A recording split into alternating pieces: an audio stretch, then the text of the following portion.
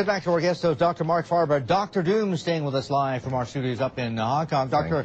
Faber, let's start clearing some emails because they're starting to back up. We've got a lot of people writing in wanting to ask you questions and to talk to you. This is Tyrone writing in from Missouri. He says, in the long run, don't you see inflation going through the roof in America and the dollar collapsing? What do you figure? Well, we have different economic schools. We have the Austrian school, the school of rational expectations, monetary schools and so forth. In the US, we have a totally new school, and it's called the Zimbabwe school. And it's founded by one of the great leaders of this world, Mr. Robert Mugabe, that has managed to totally impoverish his own country. And that is the monetary policy the US is pursuing. If something goes wrong, print. If it doesn't get fixed, print more. If it then goes even worse, print more. Okay, hold on here. You're not talking about 200% inflation, hyperinflation, are we? Well, not yet, not yet.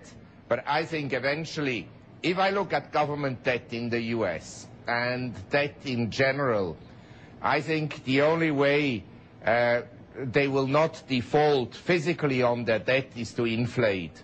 And so I suppose that in the long run you will get much higher inflation rates than what we have now. The problem being that I don't see how the Federal Reserve will ever again increase interest rates to a level where they will be real. In other words, where you have real returns above the rate of inflation and where short-term rates are above nominal GDP growth. I don't see that coming. Okay. And so eventually we will get inflation. Look, if the government, if the feds, if policymakers in the U.S. are getting it so wrong, here's the other part of Tyrone's question as well. It says, is America potentially going to become a third world country, and therefore is gold and silver going to go through the roof? Well, I wrote 2 years ago a report entitled, Is America Becoming a Banana Republic? And there are some features that characterize banana republics, totalitarian states, very strong government intervention into the economy, and the polarization of wealth. And we have all these trends occurring in the US. We are not yet there, and in theory it could be reversed, but I doubt it will be.